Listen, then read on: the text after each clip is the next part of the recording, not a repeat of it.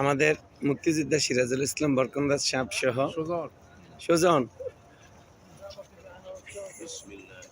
জান্নাতুল বাকিতে আছি আমরা। দেখেন ব্যাংকের ম্যানেজার সাহেব, চাঁদপুরের চাঁদমুখ জনতা ব্যাংকের ম্যানেজার সাহেব, সোনালী ব্যাংকের ম্যানেজার সাহেব হাসান আলী ভুইয়া। তারপরে একটু এই পাশে গেলে ছবি সুন্দর আসবে। হ্যাঁ, এই তো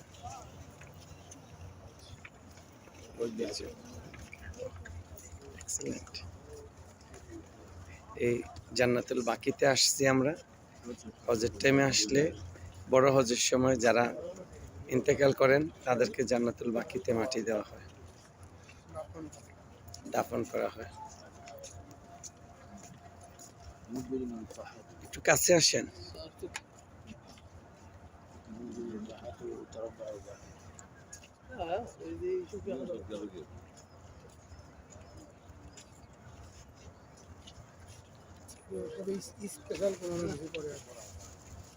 আমাদের সাথে ছিল।